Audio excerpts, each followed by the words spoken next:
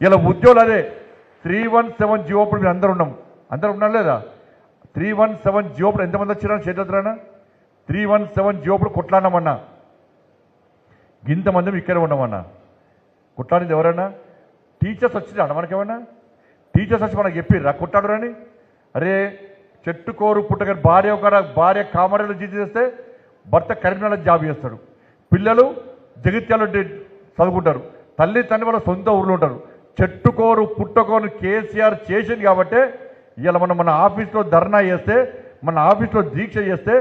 ఇలా ఏం జరిగిందో మీకు తెలుసు ఆ రోజు రాత్రి నాకు పోలీస్ ఆఫీసర్ చెప్పాడు ఆ రోజు రాత్రి నైట్ 11:30కి కేసీఆర్ ఫుల్ మందు తాగి అక్కడ సిపి గారికి ఫోన్ చేసాడు ఏం చేసాడు తెలుసా ఆ రోజు బండి సంజయ్ దీక్ష చేస్తున్న ఆ కార్యాలయాన్ని మొత్తము జేసీబీతో కూలగొట్టి నాకు వీడియో పెట్టాలి గంట టైం ఇస్తున్నా అని చెప్పి కేసీఆర్ మందు దాగి ఇలా పోలీసులకు వార్నింగ్ ఇచ్చింది ఇలా ఏం జరిగిందని ఆ రోజు పేపర్ కట్టర్ మిషన్తో ఆఫీస్ మొత్తం బలగొట్టాడు ఇంకా ఫైర్ ఇంజన్ పైపు ఎంత ప్రెషర్ ఉంటుంది కిటికీలో పెట్టి ఫైర్ ఇంజన్ పైపుతో ప్రెషర్ కొడితే ఇలా కార్యకర్తలు గోడ పోయి తలిగిరన్న ఇలా 4 కార్యకర్తలు కాళ్ళు విరిగాయి ఇక్కడనే హాస్పిటల్ అడ్మిట్ అయ్యే కార్యకర్తలు ఇలా 3 కార్యకర్తలు తలలు వలిగే కాళ్ళు చేతులు విరిగాయి లాస్ట్కు నేను శోభక్క జైలు పోతుమి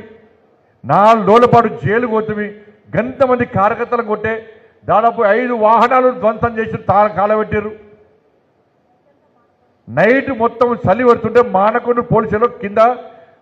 కాపుకొని కూర్చున్నాం ఇవాళ మంట కాపుకొని కూర్చున్నాం ఇవాళ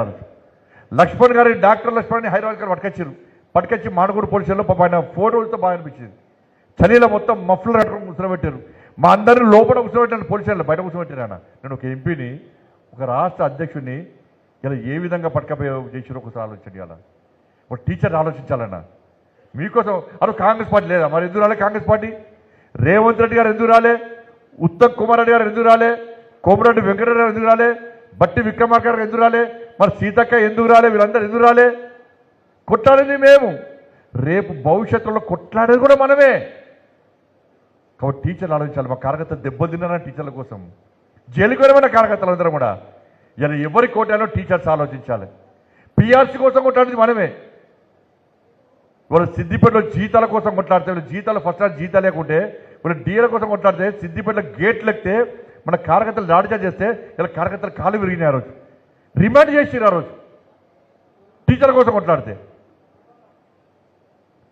ఇలా గ్రూప్ 1 విద్యార్థి పేపర్ లీక్ అయిందని మనం కొట్లాడితే ఇలా కరీంనగర్కి వచ్చి నన్ను ఎట్లా పట్టుకపోయి తెలుసు మీ అందరికీ తెలుసు పేపర్ లీక్ చేస్తాడు ఆ పేపర్ ఏదో సైన్స్ మ్యాథ్స్ అంటే నేను బాధపడబోదు హిందీ పేపర్ లీక్ చేస్తాను కేసు పెట్టారు నా మీద హిందీ పేపర్ ఎవరన్నా లీక్ చేస్తాడా నా అక్కడన్నాడు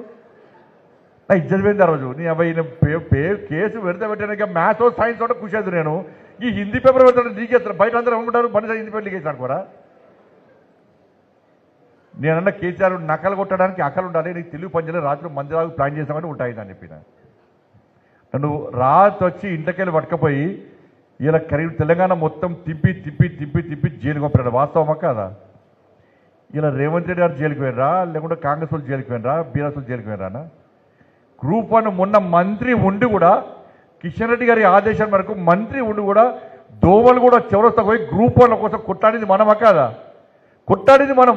మంత్రి పదవిని పక్క పెట్టి ఏ మంత్రి రోడ్డుకి ఎక్కడన్నా చాలామంది చెరుపడి బండి సంజయ్కి మంత్రి పదవి తీసుకొని ఇట్లా కొట్లాడుతానంటే నాకు మంత్రి పదవి ముఖ్యం కాదు తెలంగాణ ప్రజల సమస్యల పరిష్కారం కోసం కొట్లాడడం మాత్రమే నా ముఖ్యమని చెప్పిన